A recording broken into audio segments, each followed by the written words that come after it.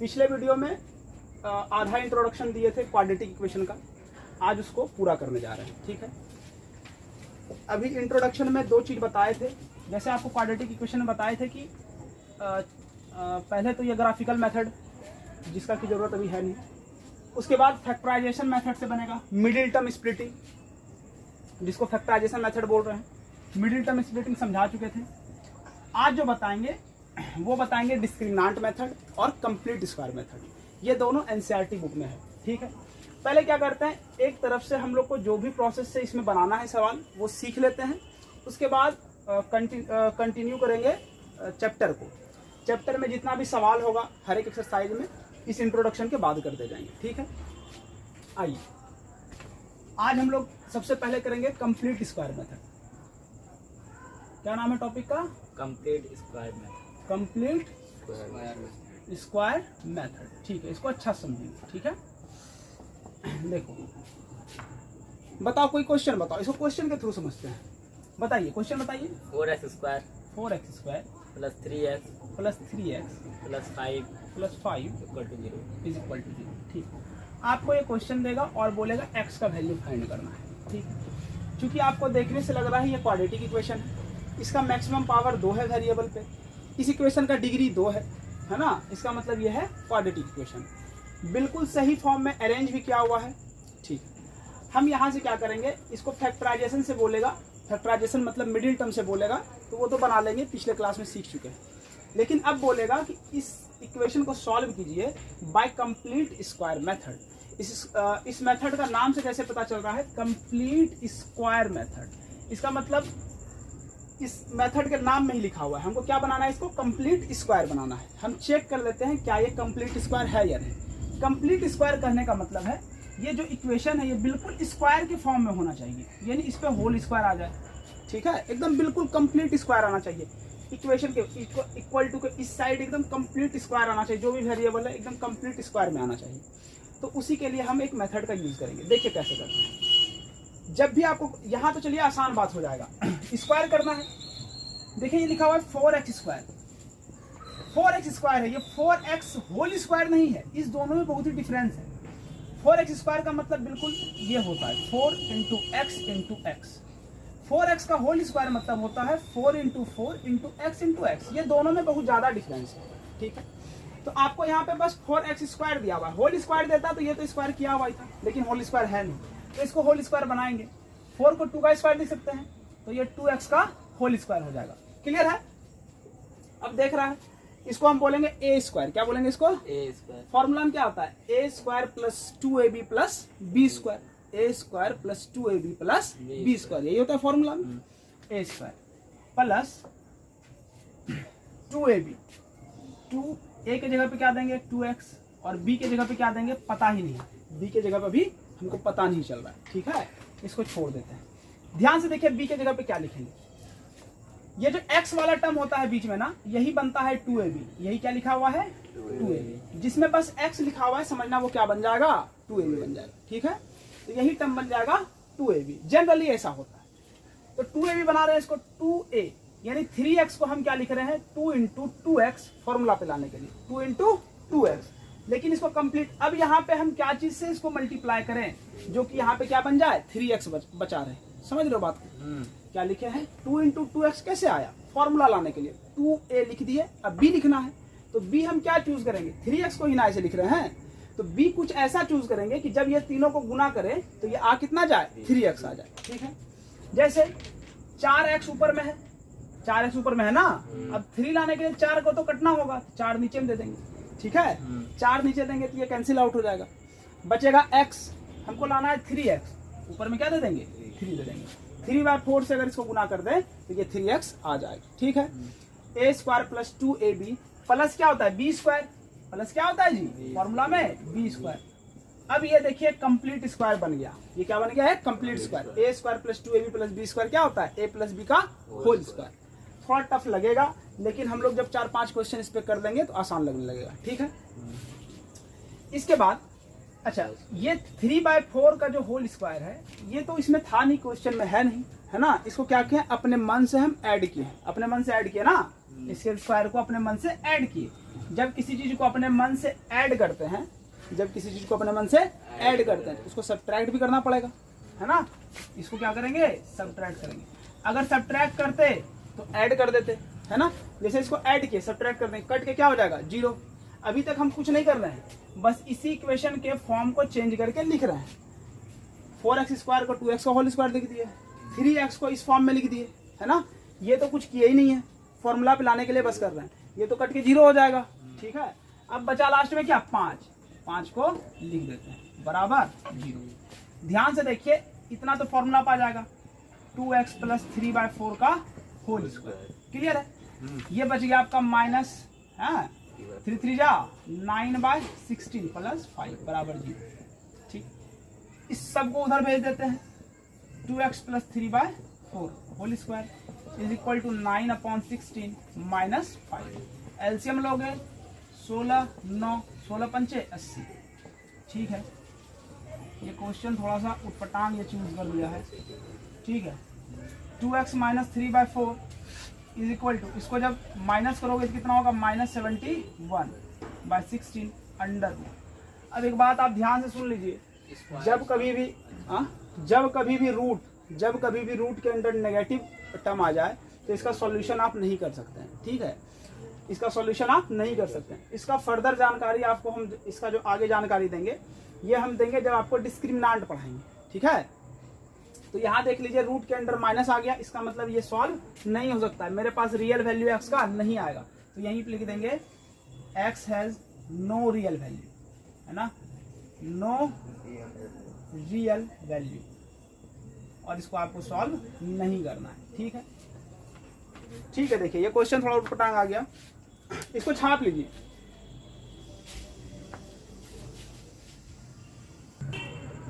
देखो, ये भी एक क्वाड्रेटिक इक्वेशन है, क्योंकि इस इक्वेशन का डिग्री क्या है, 2। इसको भी हम बनाने वाले हैं कंप्लीट स्क्वायर मेथड से, ठीक है। मिडिल टर्म स्प्लिटिंग यहाँ पे नहीं सीखेंगे, मिडिल टर्म स्प्लिटिंग हम पहले सीख चुके हैं। इसको बनाएंगे कंप्लीट स्क्वायर मेथड। देखिए, इसको कंप्लीट स्क्वायर बनाना है। आप 2x² लिखा हुआ है, ये 2x का होल स्क्वायर नहीं लिखा हुआ है, आपको फिर से एक बार बता देते हैं। 2x² और 2x का होल स्क्वायर में बहुत फर्क होता है, तो ये कंप्लीट स्क्वायर अभी नहीं है, कंप्लीट स्क्वायर बनाना होगा। जब भी ऐसा क्वेश्चन मिले हम इसको दो तरह से बना सकते हैं। एक तो हम 2x² को लिख सकते हैं, √2x होल स्क्वायर लिख सकते हैं ना। इसमें कैलकुलेशन थोड़ा टफ हो जाएगा, तो जब भी ऐसा क्वेश्चन मिले देखिए आपको क्या करना है। कंप्लीट स्क्वायर मेथड में एक चीज आप बिल्कुल ध्यान में रखना कि जब कभी भी यहाँ पे ये स्क्वायर के टर्म में ना आए, जैसे कि 2 किसी का स्क्वायर होता है, नहीं होता है, ठीक है। तो यहाँ पे अगर कोई परफेक्ट स्क्वायर वाला नंबर ना हो, आप क्या करना, इसको कॉमन ले लेना। क्या करोगे, कॉमन ले लोगे। कॉमन जैसे 2 लिए, जबरदस्ती 2 कॉमन लिए, यहाँ बचेगा क्या, x², ठीक है। माइनस, जहां नहीं समझ में आएगा पूछ लेना, माइनस ये क्या हो जाएगा 5x/2। समझते हो कि नहीं, कैसे आया 5x/2, जब 2 को इससे गुना करेंगे 2 कैंसिल, बच जाएगा 5x। कॉमन लेकर क्या करते हैं, बस फॉर्म को चेंज कर देते हैं और कुछ नहीं करते हैं। और ये बच गया क्या, +3/2 बराबर 0। 2 को उधर भेज देंगे, ये हो गया इक्वेशन x² - 5x/2 + 3/2 बराबर 0। 2 इधर मल्टीप्लाई में था, उधर भेजे, डिवाइड हो गया, 0/2 0 हो गया, ठीक है।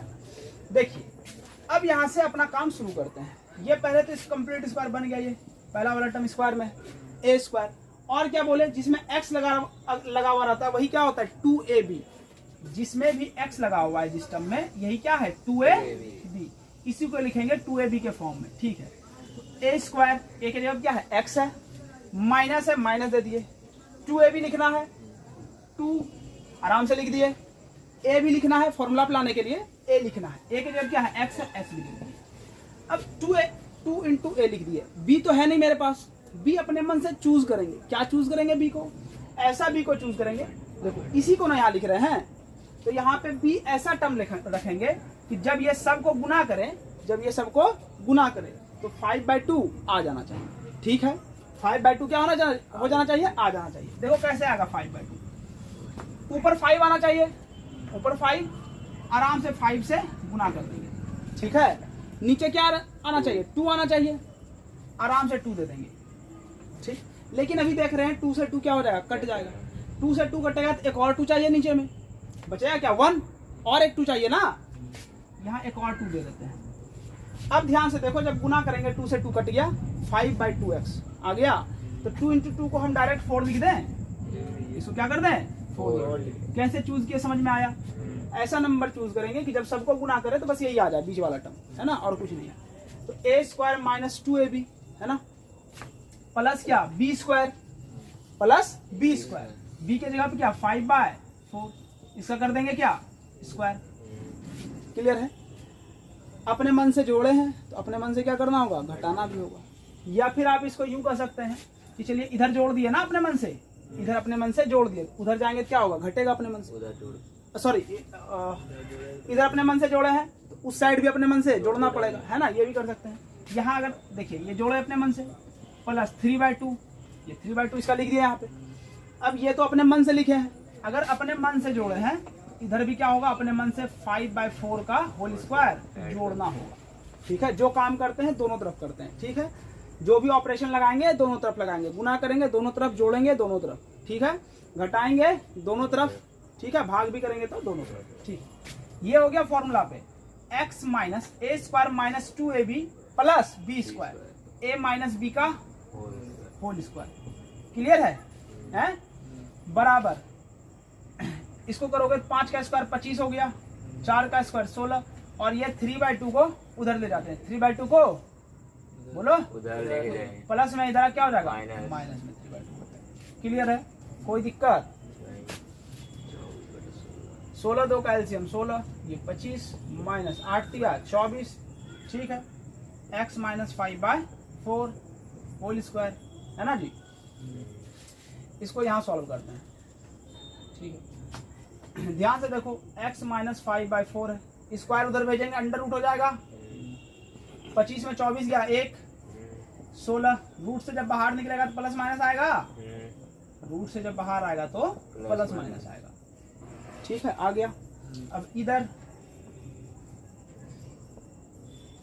x - 5/4 is equal to 1/4, x बराबर हो गया 1/4 प्लस 5/4। क्लियर है? 4 1 जोड़ 5 कितना होगा, 6 हो जाएगा ऊपर में, 2 दूना 4 2 3 6। ये कैसे किए? कुछ नहीं किए, इसको इधर भेजे प्लस में आया, एलसीएम लिए, 4 और 4 का एलसीएम 4 ही होता है, 1 + 5 6 हो गया, 2 से कैंसिल करवाए हो गया। इधर ये ले लिए प्लस में ले लिए, और एक बार माइनस में लिख देंगे, x - 5/4 इज इक्वल टू -1/4, उधर करेंगे प्लस हो जाएगा, -1/4 प्लस 5/4, एलसीएम लोगे 4 - 1 प्लस 5 हो जाएगा। ये देखो 5 में 1 घटेगा 4, तो ये 1 कट जाएगा और बचेगा क्या आपके पास, x बराबर 1। ठीक है, इस क्वेश्चन को आप छाप लीजिए। ठीक है, देखिए ये इम्प्लाइज दैट का साइन छूट गया। आपको ध्यान रखना है एग्जाम में ये सब साइन आपको साथ में देना है, आपको ये सारा साइन साथ में देना है। ठीक है, छापने इसको। ये था कंप्लीट स्क्वायर मेथड। ठीक है, उम्मीद है समझ गए होंगे, अगर नहीं समझे हैं तो क्वेश्चन के प्रैक्टिस के थ्रू हम लोग इसको समझेंगे। ठीक है, क्वेश्चन हम सोच रहे हैं डिस्क्रिमिनेंट मेथड बाद में हम बता देंगे। पहले क्या करते हैं, 4.1 एक्सरसाइज का क्वेश्चन करवा देते हैं, 4.2 का भी क्वेश्चन करवा देते हैं। ठीक है, उसके बाद जब 4.3 में आएंगे तो कंप्लीट स्क्वायर मेथड भी प्रैक्टिस हो जाएगा, है ना, और 4.4 में आपको डिस्क्रिमिनेंट मेथड के थ्रू क्वेश्चन सॉल्व करना है। ठीक है, तो हम एक तरफ से क्या करते हैं, 3 एक्सरसाइज का इंट्रोडक्शन हम करवा देते हैं, चौथा एक्सरसाइज का इंट्रोडक्शन भी रहने देते हैं। तो जिस एक्सरसाइज का इंट्रोडक्शन करवा दिए हैं उसका बस यहाँ पे क्वेश्चन करवा देते हैं। ठीक है, तो एक्सरसाइज पहला का पहला नंबर क्वेश्चन देखो। हाँ देखिए, एक्सरसाइज 4.1 का पहला नंबर क्वेश्चन बोलता है कि आपको चेक करना है कि ये जो दिया हुआ इक्वेशन है, ये इक्वेशन क्या है, क्वाड्रेटिक इक्वेशन के फॉर्म में है भी या नहीं। ठीक है, जब भी ऐसा क्वेश्चन आए चेक करने के लिए, वैसे एग्जाम में तो ये क्वेश्चन आएगा नहीं, कभी नहीं आएगा, चेक करने के लिए एग्जाम में क्वेश्चन नहीं आएगा। ठीक है, आपको क्या करना है, इसको सॉल्व कर देना है बस। ये a + b का होल स्क्वायर है, आप इसको लिखिएगा a² + b² + 2ab, 2ab, b की जगह पे 1 is equal to 2 × x 2x - 6, ये हो गया x² + 2x, ये 1 है यहाँ, +1 बराबर 2x - 6। 2x से 2x कैंसिल हो जाएगा, यहाँ बचेगा एक्स स्क्वायर, 6 को भी इधर ला दो, प्लस ये माइनस इधर प्लस हो जाएगा, 6 + 1 7 बराबर 0। आप देखिएगा यहाँ वेरिएबल पे मैक्सिमम पावर कितना है, 2 है कि नहीं, वेरिएबल पे मैक्सिमम पावर 2 है। बस ये देखना है कि इक्वेशन का डिग्री क्या है, 2 है।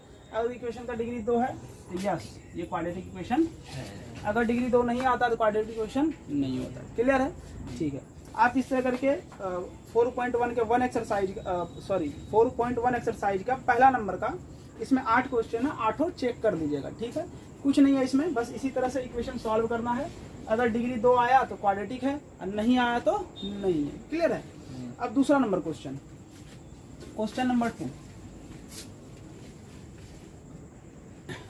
देखिए। सेकंड नंबर क्वेश्चन का पहला नंबर क्वेश्चन, क्योंकि क्वेश्चन थोड़ा बड़ा हो जाएगा, बोर्ड मेरा छोटा है, इसलिए हम क्वेश्चन बोल देते हैं। आप लोग बुक लेकर बैठिएगा, आपको क्वेश्चन ज्यादा समझ में आएगा, ठीक है। क्वेश्चन पढ़ रहे हैं। क्वेश्चन में पहले दिया हुआ है represent the following situation in the form of quadratic equations. आपको एक सिचुएशन आपको बताएगा, अभी लिख कर बताएगा वर्ड में, आपको उसको क्वाड्रेटिक इक्वेशन के फॉर्म में बदलना है, ठीक है, रिप्रेजेंट करना है। क्लियर है। देखिए फर्स्ट नंबर क्वेश्चन बोलता है the area of rectangular plot is 528 यानी 528 मीटर स्क्वायर। एक रेक्टेंगुलर प्लॉट है जिसका एरिया दिया हुआ है 528 मीटर स्क्वायर, 528 मीटर स्क्वायर, ये एक रेक्टेंगुलर प्लॉट है। क्लियर है। इसके आगे बोलता है the length of the plot in metre, length वगैरह सब किसमें दिया हुआ है, मीटर में दिया हुआ। Metre is one more than, क्या one more than, length of the plot लिखा हुआ है क्वेश्चन में, length of the plot is one more than, यानी प्लॉट का जो लेंथ है, लेंथ को तो एल बोलते हैं, ठीक। यहीं से देखिए शब्द को पकड़ेंगे, वर्ड प्रॉब्लम आसान हो जाता है। Length of the plot is one more than, is आ गया, इसका मतलब इक्वल दे देते हैं, ठीक है। इज वन मोर देन, ये एक ज्यादा है, एक ज्यादा है, मोर का मतलब ज्यादा और ज्यादा मतलब प्लस कर देंगे, one more then.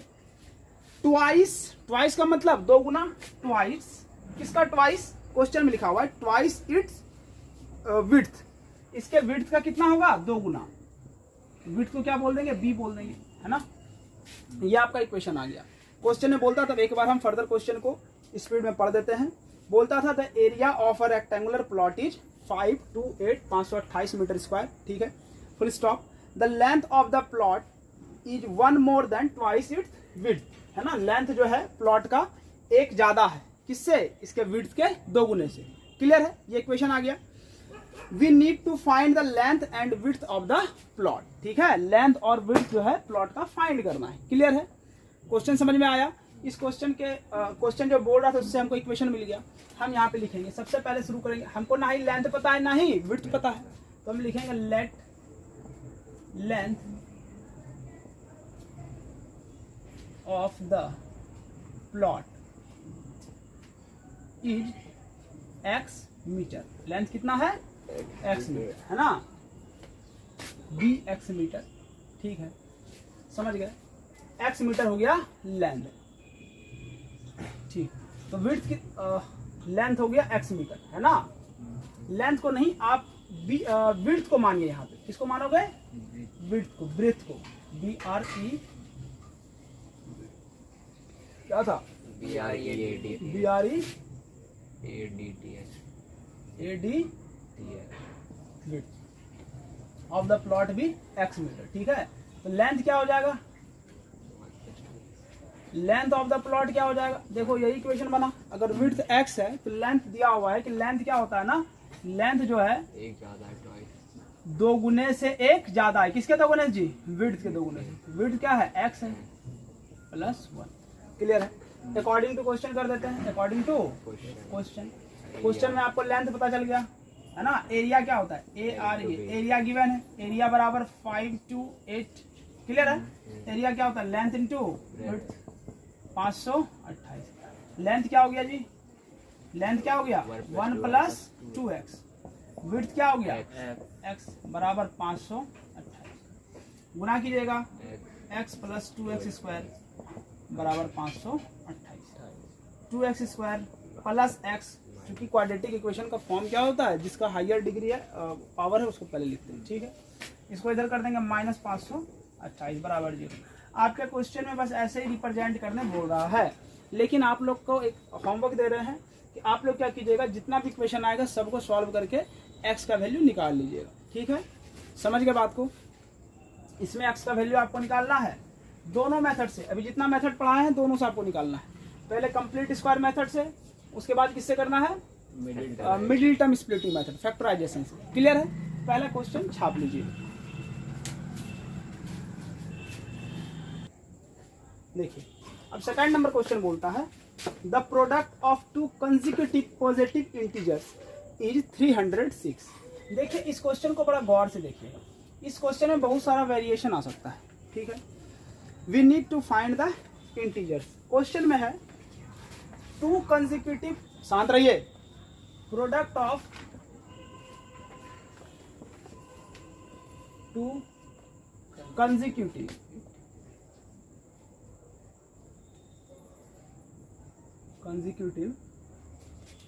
Positive integers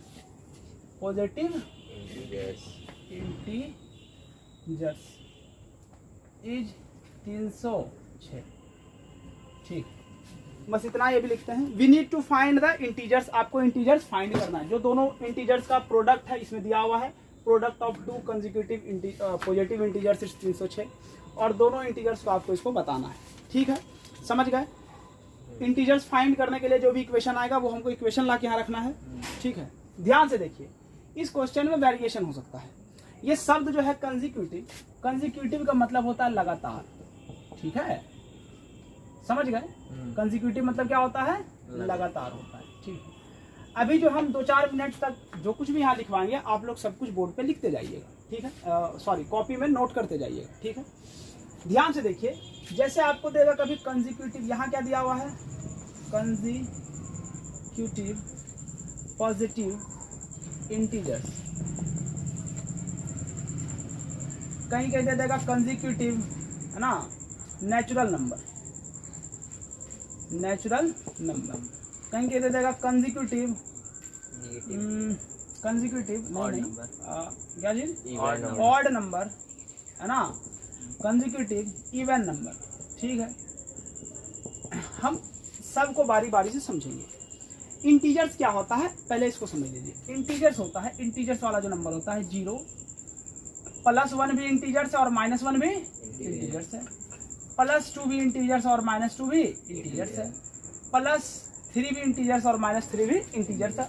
और इस तरह करते करते ठीक है, जितना नंबर आएगा पॉजिटिव डायरेक्शन में और निगेटिव डायरेक्शन में भी +0, ये सब क्या होगा, इंटीजर्स होता है। क्लियर है ना।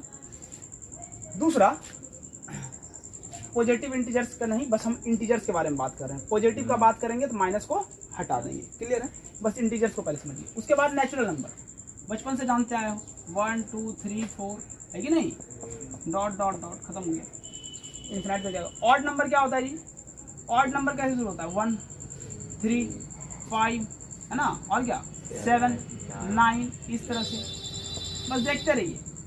इवन नंबर क्या होता है, 2 4 6 8, ये सब देखिए हम लगातार लिखते जा रहे हैं कंसेक्यूटिव।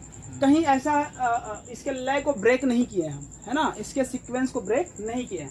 जैसे 1 2 3 4, 4 के बाद 5 आएगा, 5 के बाद 6, ऐसा नहीं बोलेंगे 1 2 फिर 8 फिर 10 15, ये सब ऐसा नहीं बोल रहे हैं। एक सीक्वेंस में बात कर रहे हैं। जैसे बात करेंगे ऑड नंबर का, पहले ऑड नंबर 1 आता है, उसके बाद जस्ट क्या आता है, 3 आता है ना। कहीं से शुरू करेंगे तो उसके बाद वाला लगातार बोलते रहेंगे। जैसे बोलेंगे हम शुरू कर रहे हैं 9 से, तो 9 के बाद 11 ऑड नंबर, उसके बाद 13 फिर 15, इस तरह से। तो लगातार इसी को बोलते हैं। कंसेक्यूटिव का मतलब यही होता है, आप लगातार संख्या को लिखते जाइए। समझ में आया। अच्छा, क्वेश्चन में बोल रहा है positive integers, consecutive positive integers.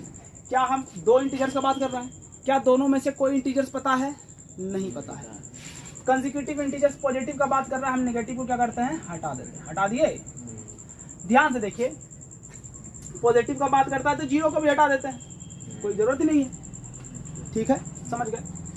अब ध्यान से देखिए, हमको लगातार इंटीजर्स कैसे मिलता है। अगर हमको एक इंटीजर्स पता हो, जैसे मान लो हमको ये इंटीजर्स पता है कि ये मेरा इंटीजर्स है, क्लियर है, तो इसके बाद वाला इंटीजर्स कैसे मिलेगा,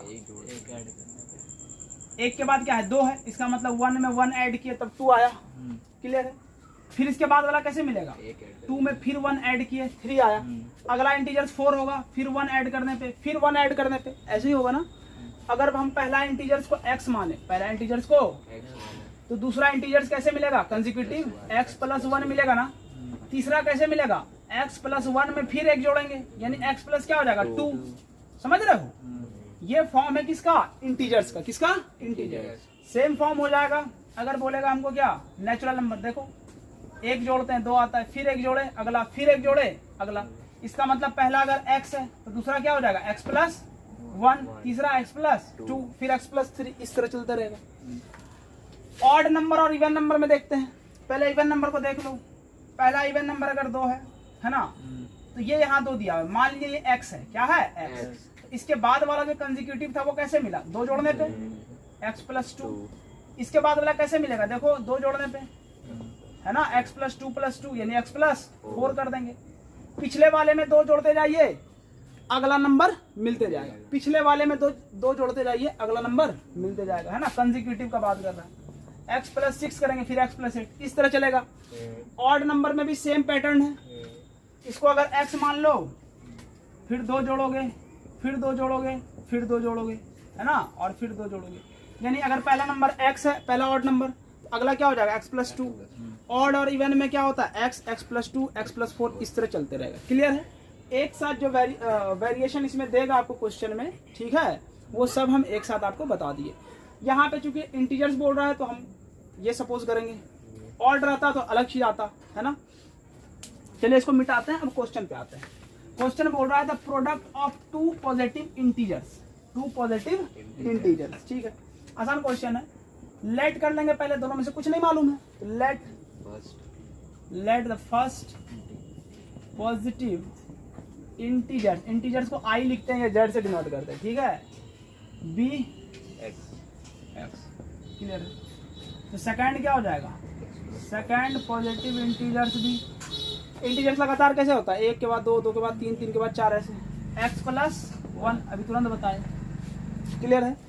अब इसका प्रोडक्ट दिया हुआ है अकॉर्डिंग टू क्वेश्चन, प्रोडक्ट कर देते हैं जी, x इंटू एक्स प्लस 1 बराबर कितना दिया हुआ है, 5 से 6, 306, कितना है given, x square plus x, इसको इधर कर देंगे -300। आप मेरे राय माने, आपका आंसर यहीं तक दिया हुआ है, लेकिन आप इसको सॉल्व कर दीजिएगा, आपका प्रैक्टिस हो जाएगा by middle term splitting and complete square method. छाप लीजिए इसको। देखिए क्वेश्चन नंबर 3 को देख लीजिए। क्वेश्चन नंबर 3 एज वाला क्वेश्चन है, ठीक है। अभी जो एज वाला क्वेश्चन बताएंगे, आपके बुक में जितना भी एज वाला क्वेश्चन आएगा क्वाड्रेटिक इक्वेशन में, वो सारा इसी तरह से बनता है, ठीक। थोड़ा बहुत कहीं क्वेश्चन में वेरिएशन आएगा, आर.डी. शर्मा के बुक वगैरह में अगर देखोगे, लेकिन एनसीईआरटी का सारा क्वेश्चन इस तरह से बन जाएगा। देखते रहिए। Rohan's mother is 26 year older than him. एक मदर है और एक रोहन है, एक रोहन की माँ है और एक क्या है, रोहन, ऐसे समझते हैं इसको। दिया हुआ है कि Rohan's mother is 26 year older than him. Rohan की माँ जो है 26 साल बड़ी है, किससे, रोहन से। रोहन से कितने साल बड़ी है रोहन की माँ, 26। अगर रोहन का परसेंटेज मान लो अभी x है, मान लो, चलिए x को छोड़िए, x तो बाद में बात करेंगे। रोहन अगर 5 साल का है, इसकी माँ 5 प्लस 26 साल होगी। रोहन अगर 10 साल का है, इसकी माँ 10 प्लस 26 साल होगी। अगर रोहन x साल का है तो इसकी माँ x प्लस 26 साल होगी।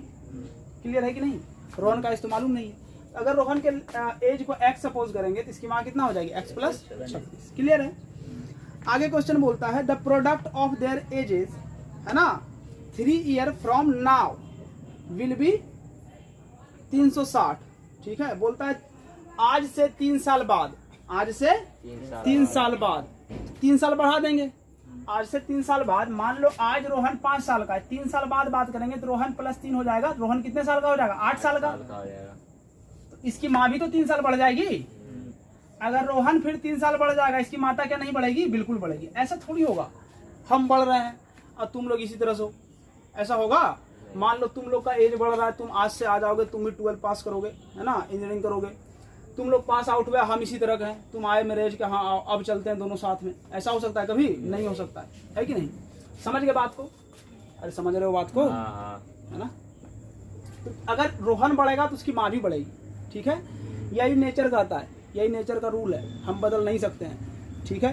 क्यों बढ़ेगी, नहीं बढ़ सकती है, इसमें दिया ये कैसे होगा, होता है ऐसा, ठीक है। तुम बढ़ोगे, पिताजी बढ़ेगा, सब बढ़ेगा, ठीक है। समझ के बात को, है ना, ठीक है। अब ज़्यादा बात नहीं करेंगे। देखो 3 साल ये बढ़ा, 3 साल ये भी बढ़ेगी। अगर ये x + 3 करेंगे तो यहाँ भी 3 करेंगे ना प्लस, बात समझ रहे हो कि नहीं। अगर 3 साल इसको बढ़ाएंगे इसको भी 3 साल बढ़ाएंगे।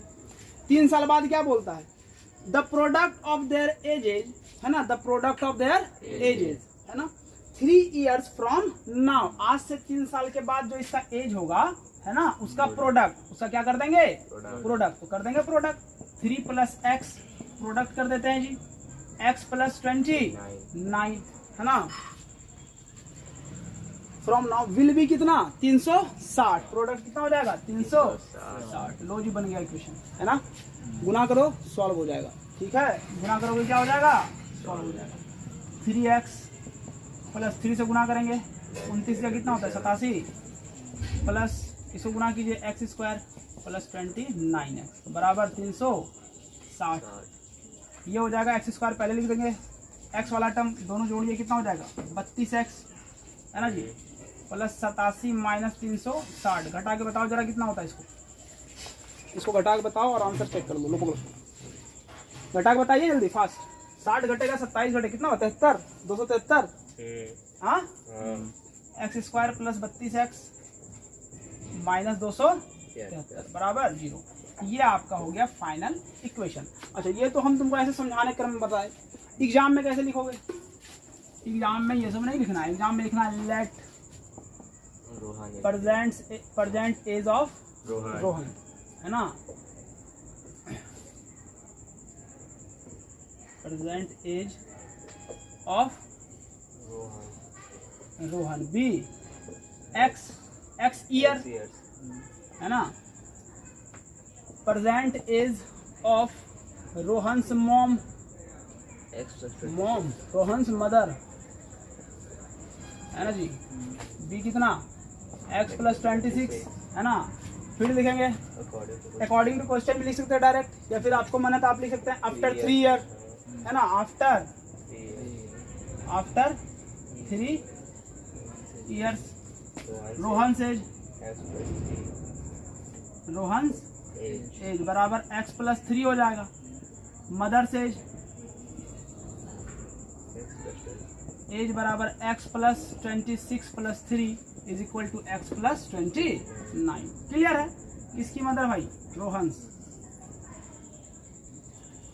रोहन्स मदर, है ना, या फिर सिर्फ मदर लिख दो, ठीक है, कोई दिक्कत नहीं। अकॉर्डिंग टू क्वेश्चन दोनों को मल्टीप्लाई करोगे आपका ये क्वेश्चन आ जाएगा। आप इस इक्वेशन को सॉल्व करके दोनों का एज निकालना, कहीं ऐसा ना हो जाए कि माँ का एज कम आ जाए और रोहन का एज ज़्यादा आ जाए, थोड़ा ध्यान से, ठीक है। चलिए छाप लीजिए। क्वेश्चन नंबर 4 देखिए, ये क्वेश्चन कहता है ना, ये है क्वेश्चन आपका स्पीड, डिस्टेंस और टाइम वाला क्वेश्चन है, ठीक है। ध्यान से समझिएगा, ऐसा क्वेश्चन आपको आगे भी बहुत सारा मिलेगा। सुनिए, अ train travels a distance of 480 kilometre, ठीक है। एक ट्रेन है जो कि कितना डिस्टेंस ट्रेवल करता है, ये ट्रेन है, ठीक है। ये 480 किलोमीटर का डिस्टेंस ट्रेवल करता है, ठीक है, ये डिस्टेंस, ठीक। एट अ यूनिफॉर्म स्पीड, किस स्पीड से, यूनिफॉर्म, जो भी स्पीड है वो यूनिफॉर्मली चलते जा रहा है, ठीक है, ना ही कभी बढ़ा ना ही कभी घटा, एक यूनिफॉर्म स्पीड से चलता जा रहा है, ठीक है। If the speed had been 8 km/h less, अगर बोलता है स्पीड हम 8 km/घंटा घटा दें, लेस कर दें। अभी तो ये यूनिफॉर्म स्पीड से चल रहा है, अभी स्पीड कैसा है, स्पीड बराबर यूनिफॉर्म, है ना। अब स्पीड बोलता है, इफ लगा दिया, इफ मतलब अगर, इमेजिन कर रहा है, स्पीड को हम क्या कर दें, है ना, यूनिफॉर्म से क्या कर दें, लेस कर दें, 8 km/h कर देना, घटा दिया 8 km/h, जो जो बोलते जाएगा बस करते जाएंगे, ठीक है। घटा दिए, लेस कर दिए। It would have taken 3 hours more to cover the same distance, बोलता है सेम ही डिस्टेंस, यानी 480 किलोमीटर अगर जाना है इसको, ठीक है, तो ये 3 घंटा ज्यादा लगेगा, टाइम क्या लग जाएगा 3 hours more। अब इसमें जो भी टाइम लग रहा था, इसमें जो भी टाइम लग रहा था, इसमें इसको 3 घंटा क्या लग जाएगा ज्यादा, 3 घंटा ज्यादा लगेगा। ठीक है, यहाँ कुछ भी टाइम जो भी लग रहा था उससे 3 घंटा इसमें क्या लग जाएगा ज्यादा लगेगा। क्लियर है। और डिस्टेंस कितना है, डिस्टेंस सेम ही है, 480 किलोमीटर। डिस्टेंस उसको वही जाना है 480 किलोमीटर। ठीक है, इसको सॉल्व करते हैं। ठीक, speed distance time, speed distance time, तीनों का रिलेशन पता है ना, तीनों का रिलेशन पता है ना। क्या होता है रिलेशन, स्पीड बराबर डिस्टेंस बाय टाइम। बस इस फॉर्मूला को ध्यान रखिए, क्वेश्चन बन जाता है ये। ठीक है, सॉल्व करना शुरू करें। क्वेश्चन समझ में आ गया आप लोग को, सॉल्व करते हैं। गिवन है, क्या क्या गिवन है, पहले लेट कर लेते हैं, है ना। क्या लेट करने से बनेगा, यहाँ भी यूनिफॉर्म स्पीड, यहाँ घटा दिया स्पीड को, है ना, तो स्पीड को हम लेट कर लेते हैं। Let the uniform speed of train, uniform speed of the train, form speed of uniform speed, है ना, ऑफ ट्रेन। बी कितना जी, x kilometre per hour, x kilometre per hour. ठीक है, क्लियर है, क्लियर है। ठीक है, इसके बाद डिस्टेंस कितना है 480 किलोमीटर, 480 किलोमीटर।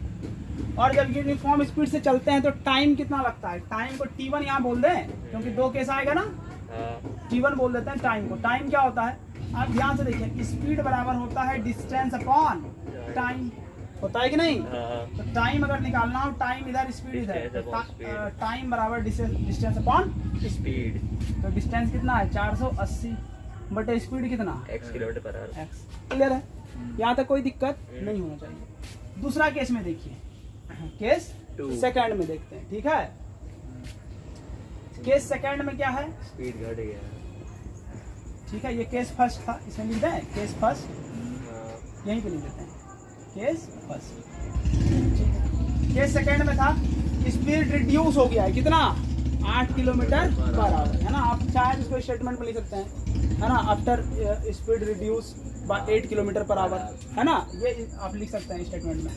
तो स्पीड क्या हो जाएगा, न्यू स्पीड लिख दें, new speed x minus speed किसका, ऑफ ट्रेन, बराबर x से 8 किलोमीटर पर आवर घटा दिए, है ना, घटा दिए x माइनस 8। डिस्टेंस अभी भी सेम है ना, डिस्टेंस अभी भी कितना है जी 480 किलोमीटर।